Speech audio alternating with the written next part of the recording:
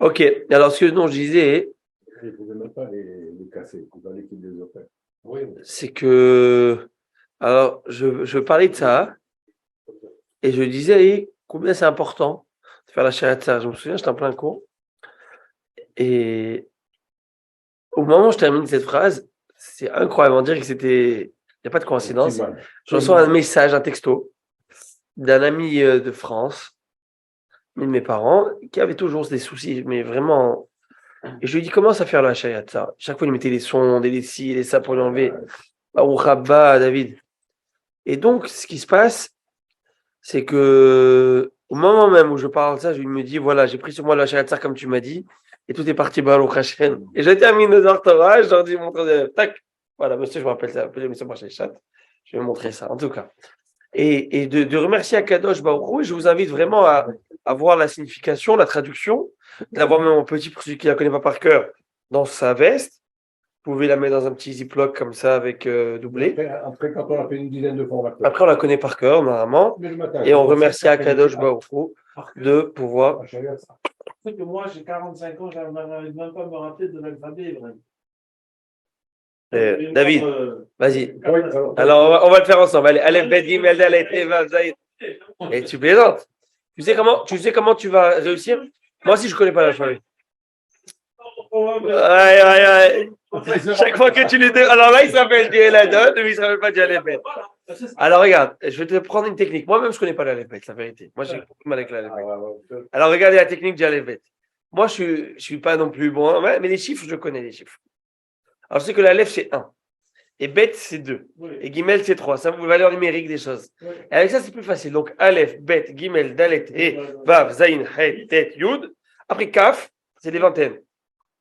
Lamed, c'est la trentaine. Mem, Nun, Samer, Aïn, P, Tzadik, Kouf, Resh, Shin, Sin, Tav. C'est bon, valeur numérique, ça t'aide à te rappeler. Et c'est comme ça qu'on connaît les 22 lettres de l'alphabet. Il connaît tout l'alphabet selon le. Voilà. Bravo. Alors, si vous permettez, ce soir, nous allons faire la Gemara, bien sûr, très important. Et un petit mot en rapport à la paracha de Chayei Sarah que nous avons lu. On n'a pas eu l'occasion de le dire ce Shabbat. Alors, je vais quand même partager la finesse, la noblesse et la finesse de Rivka Imenu.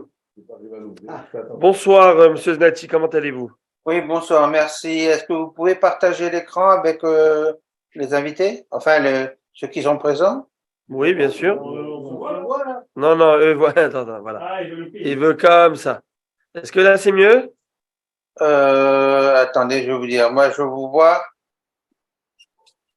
Que là, c'est mieux? Je vois, non? Bizarre. On voit tout le monde. Mais mettre les deux écrans, c'est possible? Oui, j'ai mis, ils sont en évidence les deux. Moi, ça fait que vous ne les voyez pas. J'ai aucune idée. Alors, attendez, on va regarder en haut, il y a galerie. Mettez vue. Vue. Vous voyez en haut? Intervenant.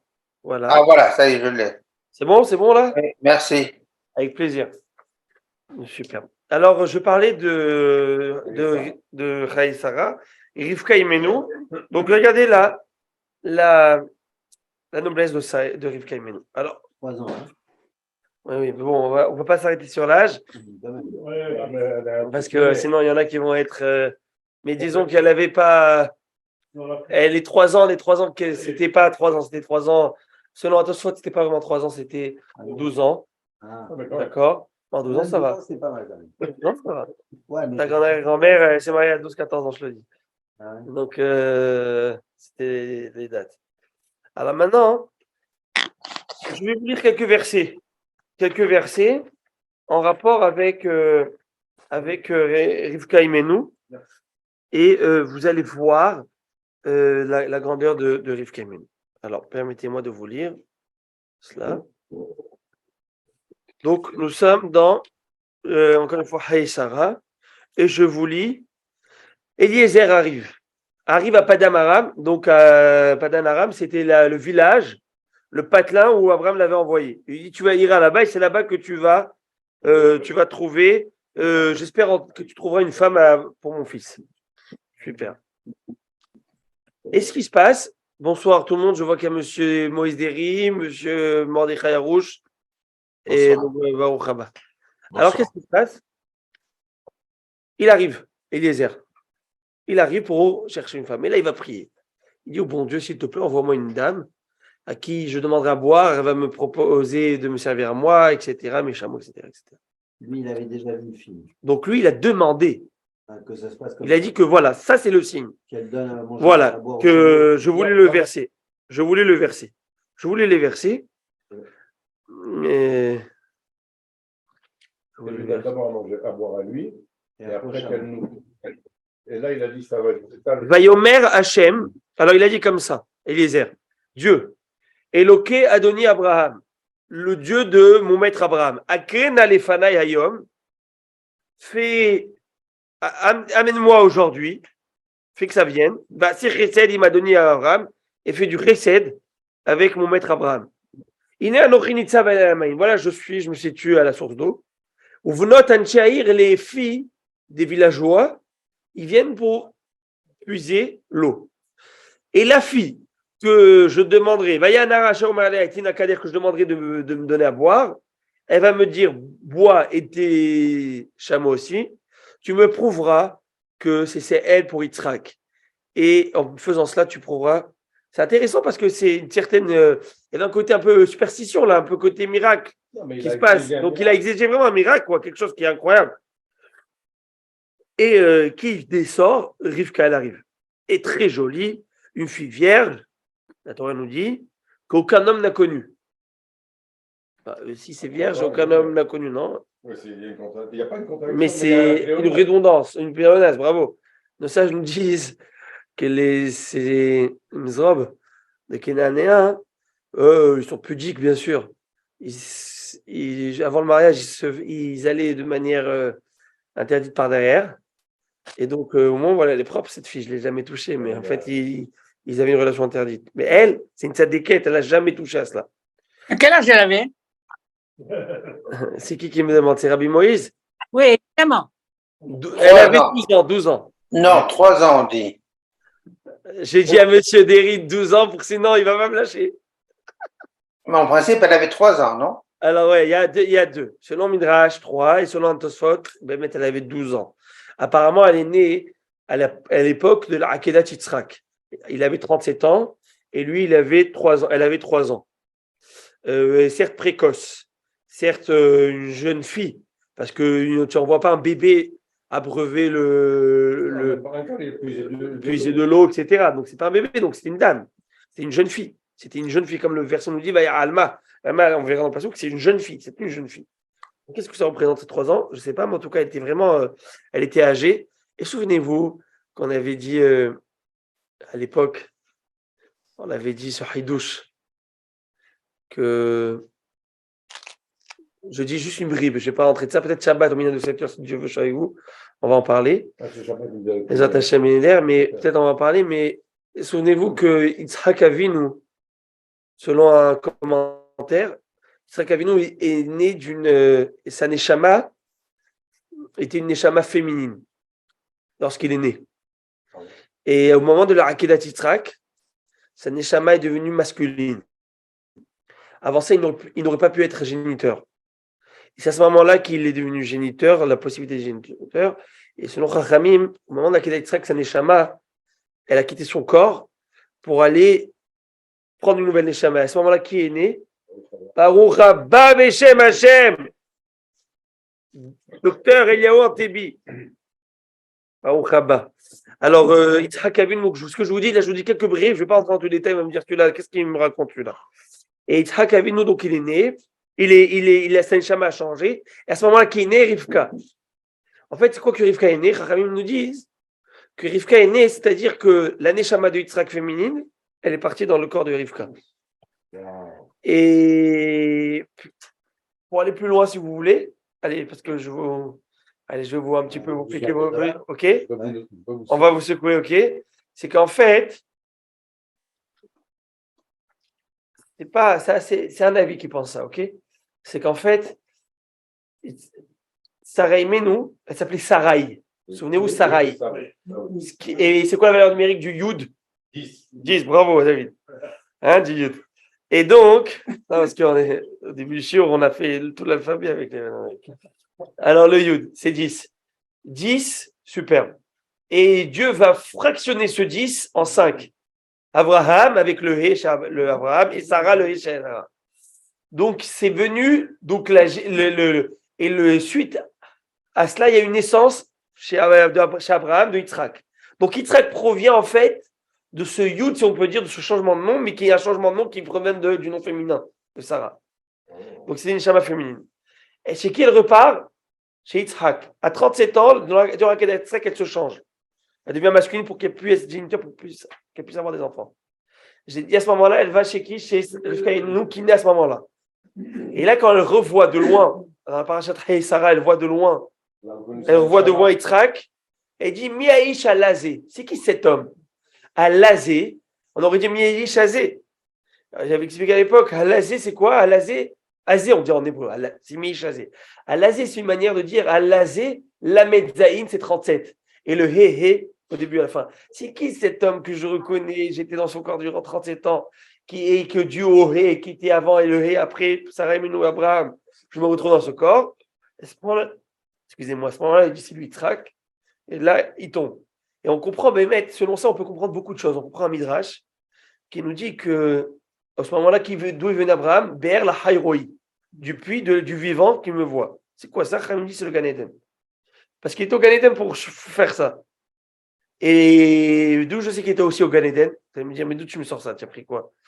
C'est que c'est parachat cette semaine. Il y a écrit que quand il est venu Yaakov Avinu voir son père, il lui a dit fais-moi manger, il lui a coupé les bras, tu vas pas rentrer ça. Il a dit je sens l'odeur comme l'odeur des champs. Et Rachid dit c'est quoi l'odeur des champs? Quel champ? Le champ du Gan Eden. Je reconnais l'odeur. Mais d'où tu connais l'odeur de l'odeur du Gan Eden? Parce qu'il est monté. J'ai fait un tour là-bas, j'ai fait un petit tour là-bas, j'ai pris des photos, j'ai amené des cartes postales et je reviens avec. Ça, c'est bon. Maintenant, regardez la classe de Rivka, la noblesse de Rivka. Vas-y. La noblesse de Rivka. La noblesse de Rivka, il mène notre mamie de cette déquête. Et il fallait qu'elle soit noble. Il fallait qu'elle soit à la hauteur de Yitzhak Abinu. Elle était à la hauteur. Quelle tzadékette. Regardez, je vais vous donner quelques exemples. Et il fallait qu'il les aide vraiment. Parce que lui, dans cette civilisation de l'époque, il n'y avait pas la Torah. Donc il fallait vraiment baser son choix sur des valeurs ancrées, des valeurs fortes. Et de Hesed. C'est surtout sur ça qu'elle va voir, sur ses midotes. Et là, il vient, il lui dit, je voudrais boire. Est-ce que tu peux me donner à boire? Et écoutez ces paroles. Si vous me permettez, je vous les mets. Je vous le lis, d'accord? Elle lui dit comme ça. Ve'anahara, elle va lui dire, bois mon maître. Elle lui dit, bien sûr, tu veux boire, je t'en donne à boire. Elle va le boire, elle va lui faire boire, elle va l'abreuver, elle va lui donner à boire. Et dès qu'il a terminé de boire, dès qu'il a terminé de boire, à ce moment où il a terminé de boire, elle va dire, là, je te donnerai à boire aussi à tes chameaux. Jusqu'à ce qu'il termine de boire. Elle va et vient, elle va. Vous savez, je sais pas, 40-50 litres par chameau, 10 chameaux, ça fait une demi. Ça fait 500 litres, ça fait une citerne, moi, d'eau. Rabotai, demande au Rahim Akadosh, il dit, regardez ça, je comprends pas. Je vous ai lu le verset, je vous le redis oralement. Elle lui donne à boire, et après qu'elle lui a donné à boire, qu'il a bien bu, il lui dit, puis-je proposer à tes chameaux aussi à boire, puis-je leur donner à boire aussi? Elle va lui leur donner jusqu'à qu'il termine de boire. Attendez, la Torah, c'est vrai qu'elle nous raconte aussi des histoires très importantes. Que c'est sur ça qu'on va baser beaucoup de choses. Mais la Torah, si Rivka aimait nous, vous connaissez Zohar Haim Akadosh? Oui. Qu'est-ce qu'il dit Zohar Haim? On l'a fait le Shabbat. On l'a étudié ce Shabbat. Avec qui? Avec le docteur Bonnet. Elle a fait mode. Et je vais rajouter un petit twist. lui a donné et les chameaux, il les a laissés boire. Ça veut dire quoi? Pourquoi toi, tu ne bois pas tout seul? C'est pour ne pas qu'il s'étouffe, parce que après avoir très soif, il peut boire beaucoup. Alors Ouais. elle lui a donné en petite quantité. pour ne pas qu'ils C'est- prennent le risque de s'étouffer. Ok. Les chameaux, ils savent Les pas. chameaux, elle lui a donné- Ah, ça, c'est ça qu'il a dit, docteur? Oui. C'est joli. Mais je vais aller plus loin. Ah, oui. Dans Rahim Akadosh, qu'est-ce qu'il dit au Rahim Akadosh? Au Rahim Akadosh, ça c'est vrai, mais un peu plus loin. Dans Rahim, il dit, ouais, il dit ça. Bien sûr. Parce qu'il dit, Agminina, mieux encore, il va lui dire, justement un petit peu, à boire. Et elle lui donne avec plaisir. Mais c'est pourquoi il va lui donner elle à boire? Ouais, parce qu'il vient de la route, il est fatigué, il risque de boire trop vite, il a le travers. Donc moi, je sais combien te donner. Bravo. Mais regardez ce que le Rahim Akadosh, il y a deuxième partie du Rahim Akadosh. Il dit, je comprends pas. Il veut lui donner à boire à lui et à ses chameaux. Donc, moi, j'aurais dit dans la même phrase, je te donne à boire, toi et tes chameaux. C'est pas ce qu'il dit. Vaïki, il a, comment il écrit, lorsqu'il a terminé de boire, elle a vu qu'il a terminé de boire, et là, elle va lui dire, je donnerai aussi à tes chameaux. Mais directement dit, je te donnerai à boire à toi et tes chameaux. Et là, elle veut la preuve. Ah, elle n'avait pas l'intention de donner à boire au début à tes chameaux? Donc, elle avait une gourde. Oui. Il a gourde. Mais non. Mais non, mais même, alors quoi? Là, franchement, là, on est en train de on nous fait du. Ah, David, on nous. Elle voulait pas l'inclure avec les chameaux? Par politesse. Alors, déjà, premièrement, voilà, monsieur Antébi nous dit la classe. Déjà, bon, il ne met pas de. Regardez. Il dit au Rahim Akadosh, surtout la Gana nous, Amen. Amen. Si je lui dis, je te donne à toi et à tes chameaux, je te donne. Déjà, votre réponse, elle n'est pas vraie. Je vais expliquer pourquoi. Mais elle est belle, mais elle n'est pas vraie. Je vais expliquer. Parce que lui-même, il a dit que lorsqu'il avait dit dans la requête, il a dit que je voudrais qu'elle me propose à moi et à mes chameaux à boire. Donc tu vois que lui-même, il a mis dans la requête ensemble. Et elle n'a pas fait ça. Parce qu'elle était classe. Donc c'est un peu c'est vrai ce qu'on dit. Mais lui, ça ne devrait pas. Mais lui, ça ne m'aurait pas dérangé. Pas Eliezer, c'est un très grand homme. C'est Non, un mais des ça veut dire qu'il un des voulait 10 pas hommes qui est monté, modifier. un des 10 hommes qui est monté dans le Gan Eden vivant. Ok? Il faut le savoir. Il était aussi grand qu'Abraham Avinu. Il arrive après au même niveau, un niveau. Bon, pas comme Abraham Avinu, bien sûr. Faut pas. Dans la connaissance, il a tout puisé de son maître. Ah, c'est son maître. Son maître. Mais il va dire comme ça, regardez le Rahim Akadosh. Il dit qu'en fait, ici, je donne à toi et à tes chameaux. Lui, il va boire, il va dire, Mskina, elle va commencer à stresser, maintenant prendre des chameaux, prendre ci, prendre ça. Et donc, il risque de se gêner, il va boire un peu, et il va laisser moi les chameaux, il va pas boire ça. Elle va dire, moi, les chameaux, je ne donne pas, tu débrouilles-toi les chameaux. Moi, je ne donne qu'à toi. Donc, comme il pense qu'elle va donner qu'à elle à boire, donc là, il s'est mis à l'aise, il a bu vraiment sa soif. C'est comme le principe de. Et exactement, dès qu'il a vu qu'elle a bien bu, il a dit, permets-moi de donner aussi à tes chameaux. Regardez ce que c'est, Rivka Imenu. Ça, c'est le Rahim Akadosh. Maintenant, je veux dire le Beth Alevi, ce qu'il dit. Une bombe atomique. Je l'avais écouté de mon maître, mon père. Une bombe, ce qu'il dit le Rahim Akadosh. Regardez là, qu'est-ce qui est intelligent. Il dit comme ça. Je te sers à toi et à tes chameaux. Si je te sers à toi, mais elle n'est pas intelligente, cette Rivka. Tu vas à un étranger, peut-être il a le lagal. Il est malade, cet étranger, non? Quoi, tu vas à l'étranger, tu lui donnes avec le corona pour moins que ça, juste on s'approche, faut voir. Ah, ça n'existait pas le corona, là-bas il mourrait à l'Orléans, vous savez voir à quel âge il mourrait. Alors, ok. Les pestes et des trucs. Alors quoi? Alors, regardez. Il voulait voir comment elle était intelligente. Comment elle était intelligente et avec de la finesse. Et aussi avec le haïsien. Et voilà, il dit, tu veux me donner à boire? Il dit, bien sûr, je te donnerai à boire. Mais ce qui reste dans la cruche, tu ne vas pas boire une jarre entière. Je le fais, je vide. Moi, je nettoie tout. Ça veut dire que le gars, je pense qu'il est vraiment sale et que je ne peux pas garder son eau. Alors, je lui dis au chameau. Mais si je dis qu'au chameau, je vais donner un chameau, sinon qu'il termine avec ce que j'ai, il va croire que je fais ça juste pour finir la jarre, pour ne pas le mettre mal à l'aise. Et je lui dis, pas du tout. Je veux vraiment breveter tes chameaux. Je donnerai peut-être 10 chameaux qui termine de boire. Afin que tu ne tombes pas dans le ridicule où tu te sens bête. Et je donnerai jusqu'au bout.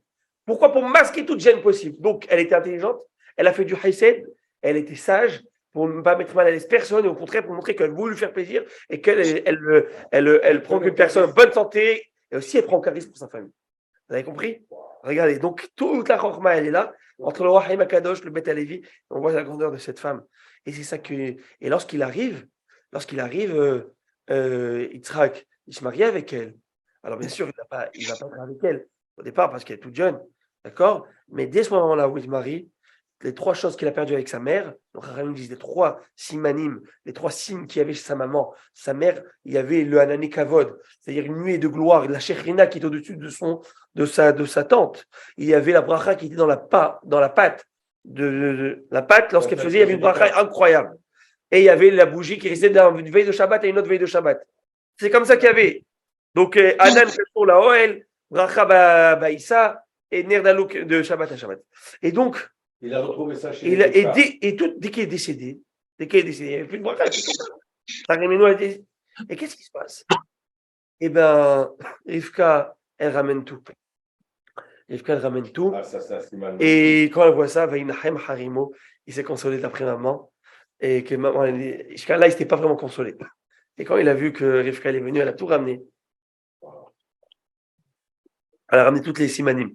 Maintenant, juste un petit point, après je vous laisse. Je vous laisse de la paracha et on avance dans la Gemara. C'est que j'ai écouté quelque chose, une petite bride du Rav Pinto, pas le Rav d'ici, qui a parlé au Shabbat, par le fait qu'il a raconté des histoires incroyables, invraisemblables. Le Rav David Pinto était là, moitié Shabbat, il a raconté une histoire, vous l'avez entendu l'histoire qu'il a Bah racontée? oui, pour la montre. Pour la montrer non, non? C'est- En tout cas, c'est une histoire incroyable. Hein? Allez sur le dos. Vous l'avez vu? Non. Alors, je vous la raconte. Vous voulez que je vous raconte en 2 minutes? Ok. Le Rav David Pinto, il a raconté que Meir Eladad, qui a perdu son épouse, il a rêvé d'abord que Alexandre. Laissez-le parler. et Meir Eladad qui a perdu son épouse, il était pas bien. Et bien sûr qu'il était pas bien, ça c'est normal. Dieu lui envoie consolation. Amen. Mais je veux un signe. Je veux quelque chose. Mais ça, il n'a pas dit à Pinto. Ça, le jour d'enterrement, il a dit à sa femme. Moi, j'ai une suite à cette histoire. Je vais vous raconter après une suite d'aujourd'hui encore. Ça, c'est moi, perso. Et c'est là que le soir du Shiva, que nous avons fait au Chabad de Kilder, là-bas, Chagall, chez Ravaskin, le Rav Pinto, il dit qu'il rêve de Alexandra, qu'il vient la voir en rêve. Il dit, écoute, mon mari viendra te voir demain à telle heure. Et un quart d'heure avant qu'il vienne, il prendra une montre noire. J'ai 2 montres, et j'ai une montre noire et une, je ne sais, et il la mettra dans ma poche. Et tu lui diras, voilà un signe, que je suis avec toi, que je suis... Alors, bon, Meir vient voir le Rav sans rendez-vous, comme ça. Il vient le voir. Et il fait rentrer, il dit oui. Et c'est là qu'il lui dit, le Rav Pinto, il lui dit, il part, etc. Il y a maman. Et donc, il est venu à l'heure que lui avait dit. Il avait dit, il viendra à cette heure-ci. C'était à 11h30, je ne sais, j'ai oublié. Il a dit cette heure-ci, il avait vu à cette heure-ci. C'est incroyable. Non, c'était le jeudi. Ouais. Et à cette heure-ci, il arrive à cette heure-ci. Après, il dit, bon, je peux lui dire, la montre, pas la montre, qu'il a pas, peut-être qu'il a rien du tout, on va savoir, moi. Et à un moment, il lui dit, mais moi, je cherche quelque chose, je veux un signe, je sais pas. Il lui parle, il ouvre son cœur, il lui dit. Il a dit, tu sais quoi, il est venu à l'heure qu'il m'a dit, il est venu. Moi, Et un signe, tu as une montre noire que tu as pris, ça fait un quart d'heure dans ta poche ici. Blême, il sort la montre noire. Il dit ça, il est venu me dire. Pas terminé, le soir même, il rêve. Un Pinto. Il lui dit, demain, il revient sans rendez-vous à 12h30. Avec la montre et des bougies. Cette fois-ci, il va demander aider. Il devait quitter à midi, il avait rendez-vous quelque part, je sais pas. Hein. Et il a dit, je peux pas quitter à midi parce qu'elle m'a dit à 12h30. Il m'a dit, c'est un rêve, mais il m'a dit à 12h30. Il arrive à 12h30, bam, qui ouvre, mais il est là, il vient avec la montre et les bougies. Il demande. Il dit, pourquoi je vous dis tout ça? Il dit tout ça parce que le message que j'ai ressenti dans le rêve, c'est, guys, faites attention à votre bouche. Faites attention à notre bouche. Faisons attention à notre bouche du Lachon Hara. Les paroles mensongères, les paroles qui n'ont pas leur place, le colportage, le gossip. C'est très dur à Botaï, mais ça fait des ravages. Et cette tzadékette qui est décédée, très jeune, 32 ans, elle avait, comme il a dit Rabbi Eladad, elle avait une opinion sur tout. C'est une fille, elle a fait collège Marie-France, je ne sais, elle a fait des études comme il faut, Chachama, elle lisait énormément. Mais dès qu'on voyait dans la table un peu, hop, c'était Shabbat chez eux, ça parlait un peu à droite ou à gauche, elle quittait la table, partie avec les enfants, elle jouait, elle quittait, hop, jamais un mot, jamais. Et elle dit, c'est ça le message qui est véhiculé, qui est transmis. Et en parlant de M. Rapinto, que j'ai écouté, quelque chose qui est fort quand même. Et ça m'a touché, moi personnellement, ça m'a touché, parce que je me suis dit, peut-être c'est un travail que Personnellement aussi, je dois faire. Tout le monde doit faire. Personne n'est parfait. On doit tous faire un travail. Et moi, au premier. Quand on te dit quelque chose, à moins qu'après, il y a des circonstances, mais si on te dit quelque chose, garde-le pour toi. Ne fais pas de la publicité. Je t'ai venu de te parler de quelque chose, garde-le pour toi. Je viens de parler de quelque chose, garde-le pour toi. Bon, si ça me va toi, on partage au maximum. Mais si c'est quelque chose privé, garde-le pour toi. Pas besoin de faire. À moins que, bien sûr, il y a une idée pour le shalom. Tu préfères ça, tu connais l'idée, donc tu vas faire le shalom. Mais si c'est pour gossip tout court, garde-le pour toi. Et te dit une preuve. Abraham Avinu, Dieu lui dit, va, amène ton fils, fais le Harkedat Yitzhak. Et il même pas sa femme, où tu vas, non, je vais faire un petit voyage, je reviens. Attends, tu prends mon fils, tu vas l'égorger, non? Tu lui dis pas là ce qui se passe? On peut pas lui dire, lui parler? On a dit, si le bon Dieu voulait que Sarah le sache, qu'elle lui dise à lui. Elle aussi, pourquoi elle me dit qu'à moi? C'est à moi qui m'a dit. C'est pour moi. Et ça, c'est fort quand même. C'est fort. Parce que dans notre société où tout est open bar, c'est-à-dire on parle, là c'est très possible que vous connaissez le scandale du Watergate? Ouais. Avec Nixon, vous connaissez Watergate, l'hôtel, le scandale de Watergate, il y a la belle enregistreur qui a tout enregistré dans la chambre. Moi j'étais ça en septembre, j'ai rentré à la chambre du scandale de Watergate. Parce que j'étais à l'hôtel là-bas Shabbat pour une simcha. C'est un hôtel qui appartient à la famille de ma femme, là-bas. Et c'était sympathique parce que le rav qui parlait, il y avait un rav, c'était pour une bar mitzvah. Et le rabbin qui parlait du bar mitzvah en disant je suis très heureux d'être là, etc., etc. Et le Dvar Torah que je veux dire ce soir, j'aurais tellement voulu qu'on le réécoute, on le réécoute. Et il a dit, il a fait une blague. Mais j'ai oublié que je suis au Watergate, va savoir si c'est pas enregistré là. En tout cas, C'est la musique. hein, comment? Et donc, c'est-à-dire que, alors, vous allez voir, voilà, par exemple, je suis entré dans les news. Est-ce que les news, ils adorent? C'est quoi les news? Ils adorent ça. L'enregistrement qui était ouvert au moment là où il devait être fermé, là, le présentateur télé, ou là où le président, il avait dit quelque chose sur lui, sur là, ils l'ont écouté dire. Et je me dis, attends, mais en base si cette personne ne voulait pas dire, et toi, tu prends cette chose et tu la mets. Mais ça s'appelle la liberté d'expression, la presse. C'est quoi la presse aujourd'hui, au nom de la liberté d'expression? C'est qu'on dit tout. Il n'y a pas de limite. Et il n'y a pas de limite. C'est-à-dire que si je vais dire quelque chose que toi tu sais, je sais pertinemment que tu ne veux pas. C'est quoi des paparazzis? Qu'est-ce qu'un paparazzi? C'est que je vais rentrer dans ton intimité, je prendrai une photo de ton intimité, de ta vie personnelle, si tu veux, okay, et je vais la publier. Mais c'est ma vie, c'est à moi. Maintenant, tu es un homme, tu appartiens aux autres. Tu n'as pas ta vie. Tu es un homme public qui n'a pas célèbre, c'est une célébrité que tu veux être. Tu vas payer pour. Et ça, c'est quelque chose qui est complètement contre les valeurs. Contre les valeurs de quoi? De la Torah. Regardez l'endroit le plus kadosh, le Saint des Saints. C'est un endroit qui est fermé. Qui est fermé, qu'on ouvrait une fois de temps en temps. Dans l'échange régalé pour montrer l'amour d'Hachem vis-à-vis de ses enfants, on voit les chérubins qui s'entrelaçaient, qui s'embrassaient, comme deux amants. De l'or qui se tourne et qui s'embrasse. Vous avez vu, vous, de l'or qui s'embrasse? Tu as vu, toi, ta montre qui commence à. Le maximum que j'ai vu, c'est ça. Ça se ferme comme ça. Le maximum, et c'est moi qui dois le faire. Des fois, ça ne marche pas. Et Hachem, il dit, et les chérubins se tournent. Mais sinon, c'est fermé. Tu ouvres pas, tu rentres pas tu ouvres pas dans l'intimité, tu commences pas à tout montrer. Vous voulez que j'aille plus loin maintenant? Donc, je pense à ça, là. Vous m'avez allumé, là. C'est quelque chose d'intéressant. Vous savez pourquoi le Beth Amikdash a été détruit? Une des déclencheurs du Beth Amikdash? Premier Beth Amikdash. C'était quand il l'avait renvoyé de la fête et après il est allé dire du mal au. Non, ça c'est le deuxième Beth Amikdash. Comme ça, barre comme ça. Merci beaucoup. C'est quoi le premier Beth Amikdash? Premier Beth Amikdash à l'époque? Trina. Non, c'est le second Beth Amikdash, Rabbi. Comme ça, barre comme ça. Celui qui était jaloux. Bon, messieurs, tout ça, c'est le second Beth Amikdash. Lachonara. Cassé jusqu'à aujourd'hui. Mais le premier Beth Amikdash où l'exil fut de 70 ans. Cause de Lachonara. Non, ça, c'est le second Beth Amikdash. On paye toujours encore. Non, c'est les trois vérotes. Les trois vérotes, surtout la Vodazar. Ouais. On va détruire et le roi Alors, Rabotage, je vous la fais courte. Allez. 3 avérotes très graves. À l'époque, il y avait la destruction, à l'époque de la destruction, mais la Vodazara, l'idolâtrie, c'était en voiture. Là. Il y avait des monastères à Jérusalem, à Béguénénom, là-bas. Je vous enverrai. Je peux vous envoyer un petit. À côté de Jérusalem.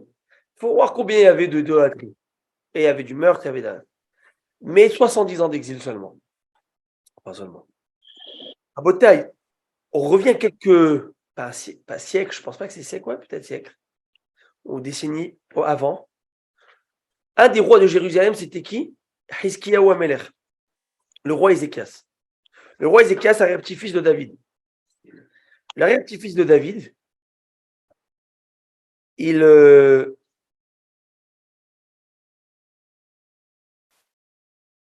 aurait dû être le Mashiach, vous le savez. Lui qui aurait dû être le Mashiach. Et dans le traité Sanhedrin, nous raconte qu'il aurait dû être Mashiach à l'époque où l'Assyrie est venue conquérir Jérusalem avec 185 000 chefs de troupes. Donc vous imaginez toute l'armée qu'il y avait. Ils sont morts tout le soir de Pessah. Et le fait est qu'il est parti faire dodo, est-ce qu'il n'a pas chanté les chants à Hachem ce soir-là? L'armée de Sanhérim. Ouais, l'armée de Sanhérim. Le Satan il a dit, lui, il va pas être le Mashiach. Hachem il a dit, lui, c'est le Mashiach et la guerre, c'est Gog ou Magog. Il a dit, ça, c'est un Mashiach qui t'a pas prié, pas-tu faire dodo? Mais lui, il était, en tout cas. C'était par Emouna. Par Emouna, mais on va pas rentrer dans les détails. Maintenant, je la fais courte. Le roi Hiskiyahu, il tombe malade. Il tombe malade. Pourquoi Dieu va dire, le prophète vient le voir, Isaïe, il dit fais ton testament, tu vas mourir. Tu ne vivras ni dans ce monde, ni dans le monde futur. Moi Pourquoi? Et tu n'as pas eu d'enfant. Tu t'es pas marié, tu n'as pas eu de gosse. Je dis pas de gosse parce que tu as vu le gosse qui allait sortir de moi, j'ai vu dans la prophétie, c'est pas le Ménaché. Le type, il va faire porter une idole tous les jours au Beth Amikdash avec 4 visages. Un enfant comme ça, j'en ai pas envie. Il va tuer du monde, il va faire la Vodazara, il va faire, tu veux que j'ai un gosse comme ça? Il va dire, moi, c'est pas tes problèmes. Le bon Dieu t'a demandé d'avoir des enfants, c'est pas ton problème, comment ils vont sortir. C'est pas ton problème. Toi, tu fais ce que tu vas faire. Il va tomber malade. Avant ça, il va tomber malade. Il est décédé de cette maladie. Et il a dit, écoute-moi bien, toi. Ben Amot, Kalen Nevoa Traoutse, Kach Mekublanim Betaviaba, Afilu Hayref Radam Unachat al Tzavaro Shel Adam Animna Atzmo Min Arachamim. Eh, monsieur, je t'aime bien, prophète, mais prends la porte. Parce que moi, c'est ainsi que j'ai compris. Et j'ai appris de mes ancêtres que même s'il y a un glaive tranchant sur le cou d'une personne, qui ne désespère pas de la pitié de. Tu sais quoi? Moi, je me marie avec ta fille. Moi, ta fille. Ton mérite, mon mérite, peut-être il va avoir 15 ans de plus de vie supplémentaire. Vous le savez ça? Il va le dire dans ses paroles. Kohamar Hashem, Shamati, Tefilotecha, Raiti, Gimotecha. J'ai entendu tes prières. J'ai vu tes larmes. Et je t'envoie la guérison. Il va vivre 15 ans de plus. À Botaï. Et preuve que tu vas guérir, c'est que demain, le soleil il va revenir 10 heures en avant. L'heure de se coucher, il revient 10 heures en arrière. Tu imagines ça? Tu vas faire dodo? Alors, le roi de l'Irak, là-bas, s'appelait Baladen, pas Ben Laden, Baladen. Mais il va là-bas faire dodo, c'est l'heure de dormir avec. Ok. Le soleil.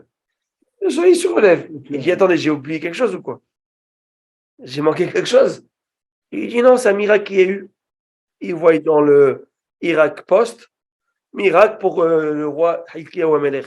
Mais il dit, c'est un truc de malade, ce roi.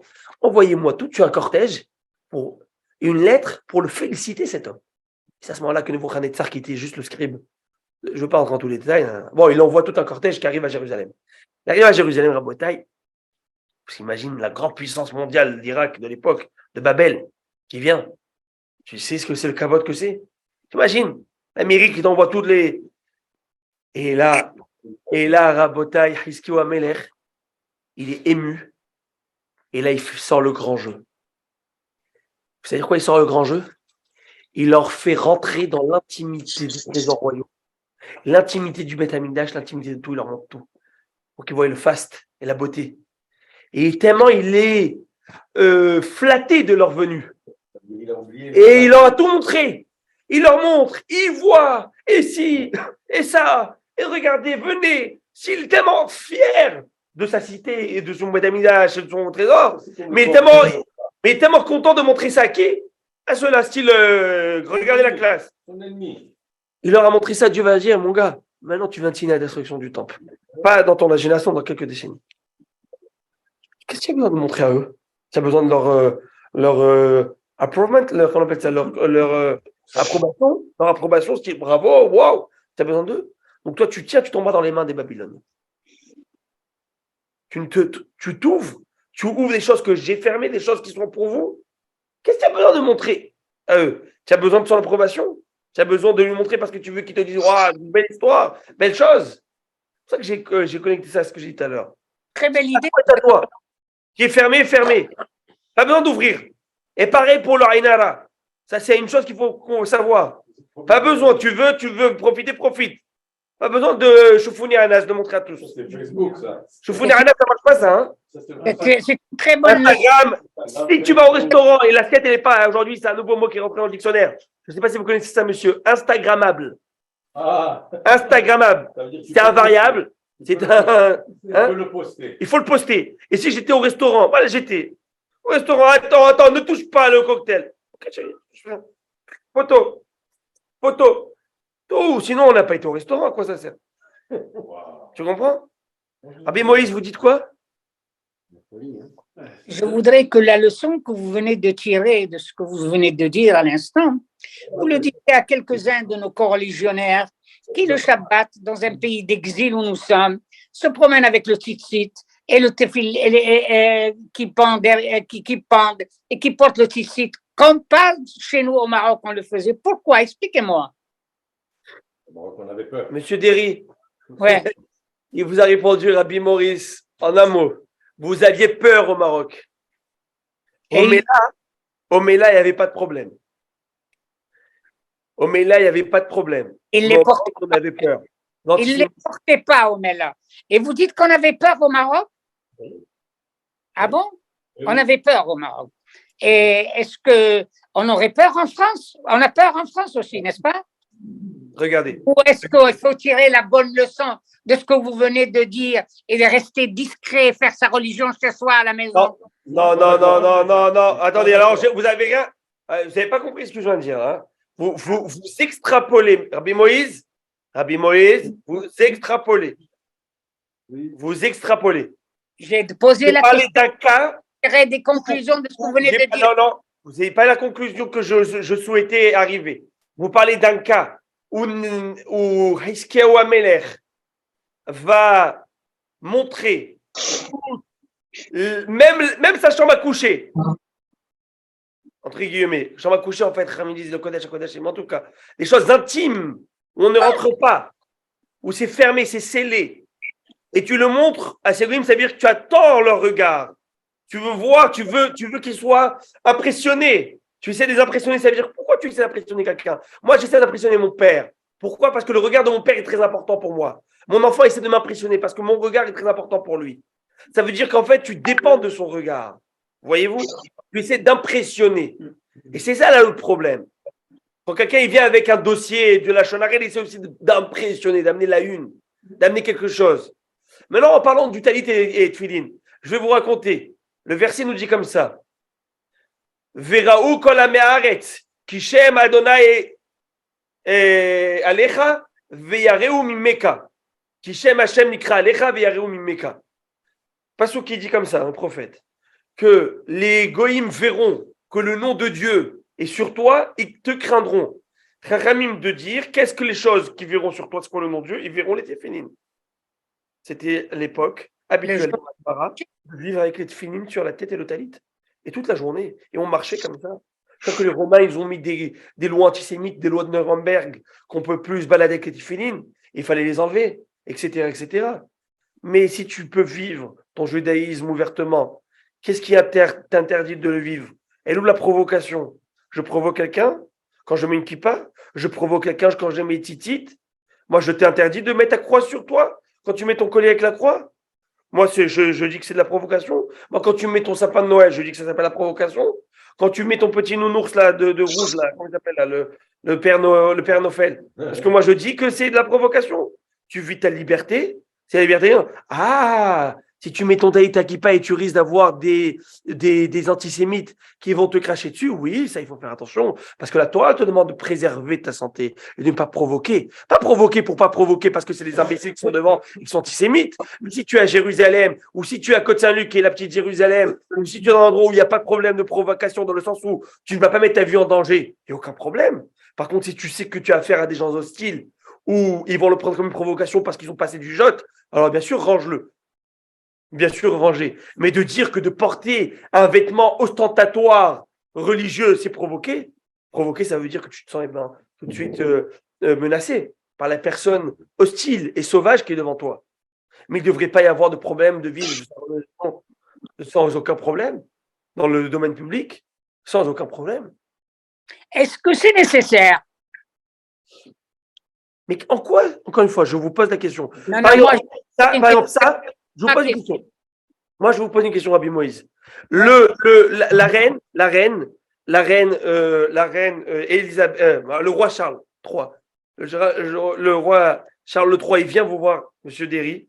Il vient faire une petite visite royale au Canada et il demande de voir Monsieur Derry et de lui remettre dans ses mains propres la plus haute distinction qui existe au Canada, qui s'appelle la médaille la chevalier de Sa Majesté. Je ne sais pas comment ça s'appelle ici. En tout cas, il y a une médaille comme ça, la Légion d'honneur. Il y a une médaille qui s'appelle la plus haute distinction jamais vue. Et il vient, et Monsieur Derry, il vous fait, mais quoi? Vous imaginez le cavote qu'il vous fait, il vous met sur un carrosse avec lui, et je vous assure que le vendredi soir, vous venez à la synagogue, et je vais voir ici la petite barrette, ici, et regardez, par le prince Charles. Et c'est tout à fait normal, parce qu'il vous l'a remis. Pourquoi? Parce que pour tout ce que vous avez fait pour la communauté de Rahaïm, et vous le méritez, et tout ce que vous avez fait pour la communauté de manière générale, et vous le méritez, et vous le mettez par cavote et par respect de qui vous a fait. Vous n'allez pas la cacher dans un tiroir, c'est pas respectueux par rapport à ce qu'il vous a offert comme cadeau. Il vous a offert cette distinction, c'est-à-dire qu'il vous a reconnu, et il faut la mettre. Et imaginez-vous que lui, il est là ce Shabbat, il vient vous voir ce Shabbat. Tu vas pas la mettre? Bien sûr que tu vas la mettre. Akadosh Baruch Hu, il t'a donné une distinction qui s'appelle les titites. Et il t'a donné une distinction qui s'appelle les téphilines. La seule distinction que tu peux la garder dedans, c'est la pétmila. OK? C'est tout. Mais le reste, c'est là, et c'est ostentatoire, au point où le Shulchan Aruch, il te dit, le tzitzit, tu le sors dehors. C'est la Kabbalah qui te demande de le faire entrer, pour des raisons kabbalistes. Mais la kippa, tu la mets. Et si en Israël, tu as ce bonheur de vivre comme un juif, mets ta kippa. Aujourd'hui, il y en a qui ont encore la manie en Israël de ne pas mettre la kippa. Parce qu'en France, s'il avait cette manie par peur, que je peux peut-être comprendre, je peux comprendre et je respecte. Mais tu es dans un pays, au Canada, tu es à Côte-Saint-Luc. Rabotaï, je vous dis, et je vous dis le émettre parce que je vous aime et je vous apprécie et je vous adore. Mais c'est quoi cette manie de sortir de la synagogue et d'enlever la kippa? Allez, pourquoi? Est-ce que vous vous sentez menacé? Vous sentez qu'on vous voit mal? À Côte-Saint-Luc, là. Alors, ayez au moins ce bonheur de pouvoir à Côte-Saint-Luc, si on vit entre nous, de pouvoir mettre cette kippa. Vous sortez de Côte-Saint-Luc, vous allez au travail où il peut y avoir des risques on peut vous invectiver. Je comprends peut-être, parce que les gens vous voient mal. Mais si aujourd'hui, au contraire, quel kavod! Les gens m'ont dit, en Amérique, kavod d'avoir des juifs dans l'autoroute. Tu t'arrêtes. On veut t'arranger le pneu, tu mets le gilet jaune pour pas qu'il t'écrase. Mais si tu veux quelqu'un tête pour te mettre le pneu, mets la kippa. La kippa, quand tu vois, ils veulent t'aider. Mais mettre. Rabotaï. Donc, si tu as la possibilité de mettre ta kippa, qui n'est pas une mitzvah toraïque, je vous l'assure, qui n'est même pas une mitzvah rabbinique, d'accord? Mais qui est un signe symbolique que Dieu au-dessus de moi, qui est un signe symbolique important, alors je vais le mettre. Je suis dans une situation où je ne peux pas la mettre. Je suis dans une situation de travail où on va pouvoir. Je rentre pas dans la question est-ce qu'on a le droit, pas, il faut mettre une casquette ou pas. Je peux trouver des situations atténuantes et mais j'ai pas de problème.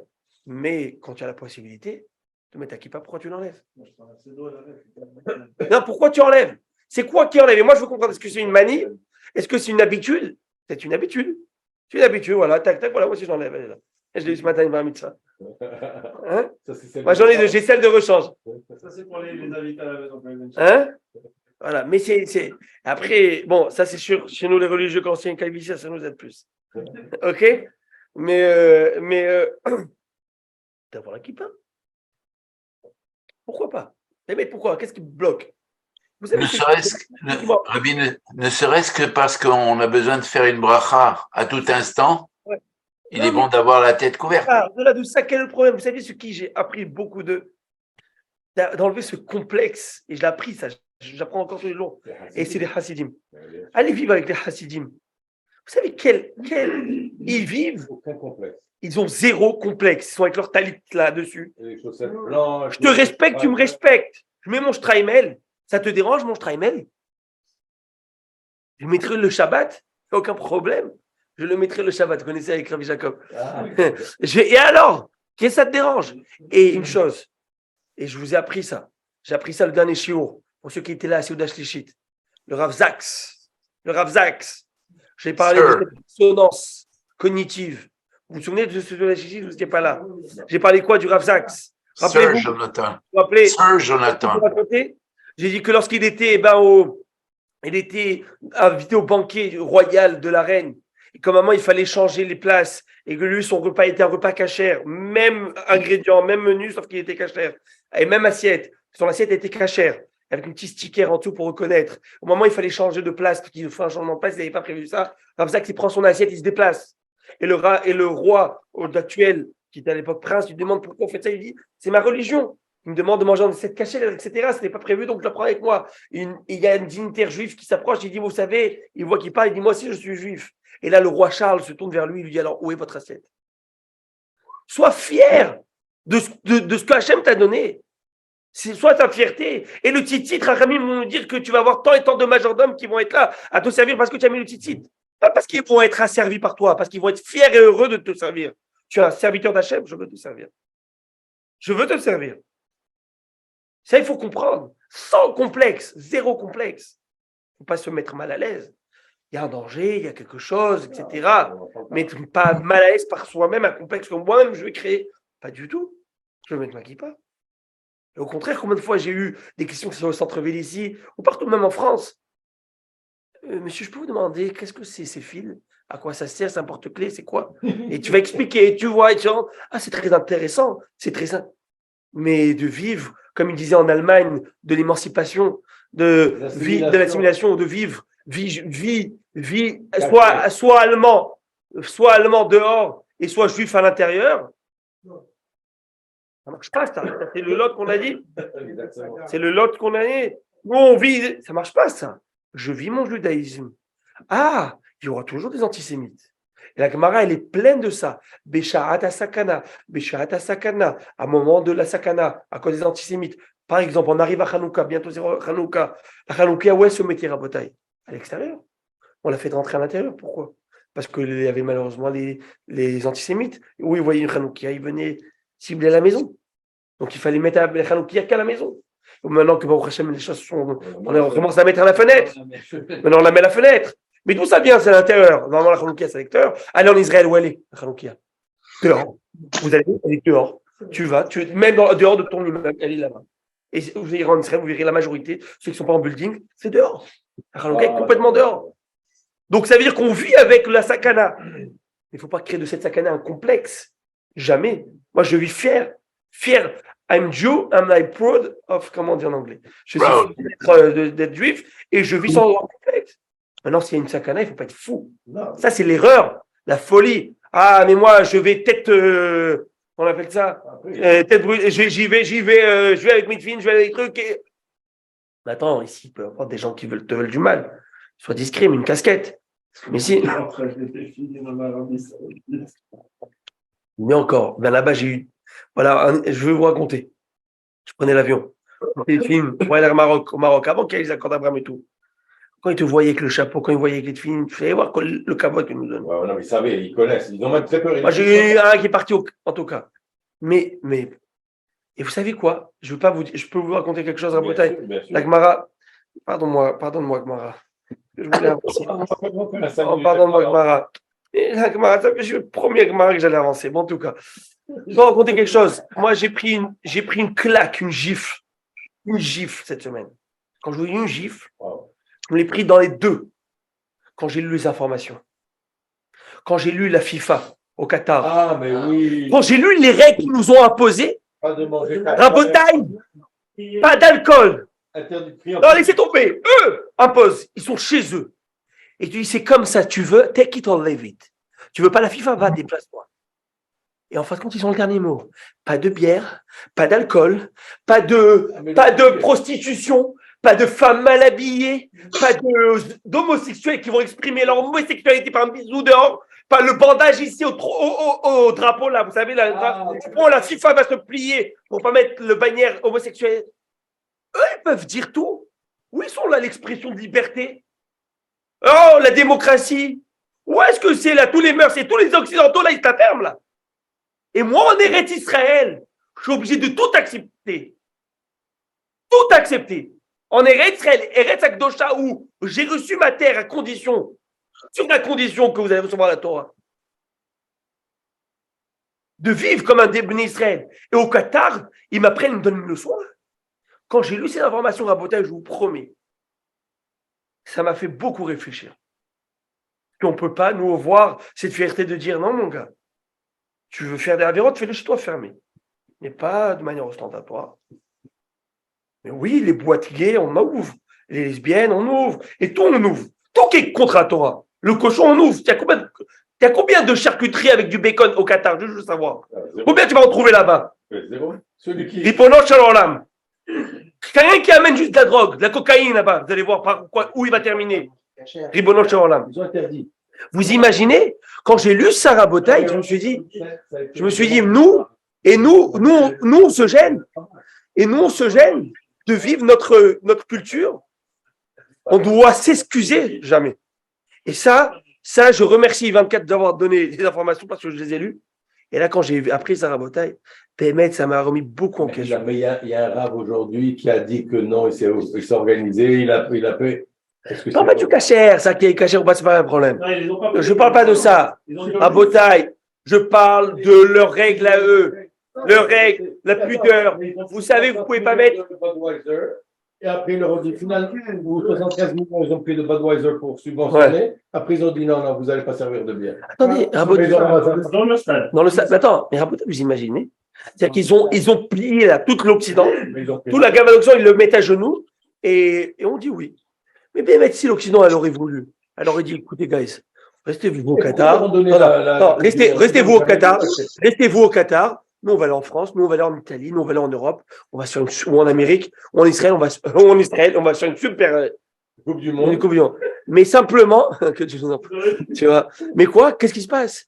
C'est qu'en fin de compte, et moi, je pense que si ça s'est passé, moi, personnellement, je vous dis, si ça s'est passé ça envoyait un clin d'œil maintenant au gouvernement israélien.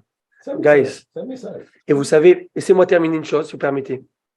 Il y avait, vous savez, dans le nouveau gouvernement israélien, il y a Smotrich. Vous connaissez Smotrich? Il y a Ben Gvir. C'est l'extrême droite. Ils appellent ça l'extrême droite. Et pourquoi ils appellent ça l'extrême droite? Parce que c'est des gens qui sont nationalistes, mais pas que nationalistes, qui sont religieux. Religieux aussi. Et ils ont des rabbinim, donc qui dirigent. Parce que oui, tu peux être qui tu veux, tu as offert maintenant, même si tu as 14 députés, 15 députés, tu as ton rab. Donc tu vas voir selon ton rab. Donc, et le rab, il a expliqué, excusez-moi, selon tout ce que les gens disent, ouais, c'est devenu une médina de halakha. Une médina un gouvernement style la charia, quoi. C'est devenu la Torah qui va diriger Il va dire, attendez, c'est pas ça que je demande. Chacun vit ce qu'il veut dans sa vie personnelle. Tu fais ce que tu veux, tu continues ce que tu veux. Je demande juste que les institutions soient l'image de la Torah. Par exemple, les mariages.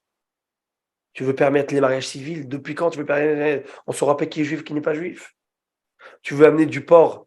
On ne saura plus qui est cachère, qui n'est pas cachère. Tu sais ce que c'est la gestion de gérer, qui est cachère, pas cachère. Tu veux permettre les conversions à tort et à travers. C'est quoi cette folie? Donc, je te dis, laisse l'identité juive, clairement, et qui va s'exprimer aussi par la Torah. Mais après, dans les libertés individuelles, tu fais ce que tu veux. Dieu nous laisse faire ce qu'on veut. Dieu nous a donné le libre arbitre. Toutes les mitzvot de la Torah, les 613, 365, interdits, 248, permis, mitzvah positif, tu les fais ou tu les fais pas, c'est ton problème. Que le bon Dieu, si tu fais une avéra, il te met un coup de massue dans la tête. Si tu fais une mitzvah, il te donne $10,000. Moi, je ne sais pas, toi, tu as eu $10,000. Est-ce que tu t'es pris une tarte quand tu as fait une avéra? Mais non, sinon, on serait tous des rabbins avec des barbes jusqu'au nombril. Donc, le libre arbitre existe. Personne ne peut te l'interdire. Et non, on ne va pas rentrer dans ta vie individuelle. Pas comme dans les pays où il y a la charia, où ils rentrent dans ta vie individuelle. C'est pas ça qu'on est en train de te dire. Mais au moins, tout ce qui est institutionnel, qu'on laisse selon ce qu'on revendique. On revendique quoi? La terre d'Israël qui nous a été donnée par Dieu, à Abraham, Isaac et Jacob. Et Dieu nous a aussi donné cette Torah. Donc on prend tout, on prend le package. Et c'est tout ce qu'il demande. Prenons le package. Et vous remarquerez que les pays où ils sont attachés à leur patrimoine ancestral, et ici dans le contexte de notre judaïsme, eh ben, c'est un pays qui va fleurir. Et c'est un pays qu'au contraire, même les Arabes, ils auront leur place. On va les honorer, on va les respecter. Ou l'étranger, comme il y a écrit dans la Torah, l'étranger, tu le respecteras. Mais n'oublie pas que tu es chez nous, non pas le contraire. Et c'est ça qu'il faut. Et Rabotai, donc, il faut lire entre les lignes, il faut savoir ce qui est en train de se passer dans le monde. Et cette FIFA m'a appris beaucoup de choses. Il m'a appris que des gens peuvent faire des milliers de kilomètres pour voir des gens se balader entre un ballon. Pour un ballon, Ribono, pour un ballon, pour voir des gens courir sur un ballon, mais maître, si vous revenez, vous remettez ça. Mais on aime le foot. Rabotai, est-ce que vous êtes amateur de foot comme moi ou pas? Personne n'est amateur de foot, il n'y a que moi qui est amateur de foot. On est amateur. Mais c'est pas grave. Mais t'imagines, tu cours pour voir des gens courir autour d'un, alors que tu sais qu'une chose. Donc ça te met plein de choses. Tu prends du recul et tu commences à réfléchir. Machachouf, il va te faire des vols, sur des vols. On va les voir demain. Ils vont aussi, et va voir ce que tu vas voir. Et le cacher, et le pas cacher. Mais heureusement qu'il y a une personne qui est là-bas, c'est le Rabbin. Les Rabbins sont au Qatar. Il faut nous donner la cacheroute aussi. Ils sont arrivés au Qatar. Ouais, ils ont amené le cacheroute. Bon, en tout cas, tout ça, ce sont des choses. J'ai ouvert des ports de réflexion. OK? Et chacun amènera cette réflexion, j'espère, à bon port. Et acheminera, cette réflexion à quelque chose qui va l'amener à la pratique. Un peu plus de pratique. Sur ce, messieurs, la Gemara, je t'embrasse. Mais je te reverrai, si Dieu veut, le prochain cours. Alors.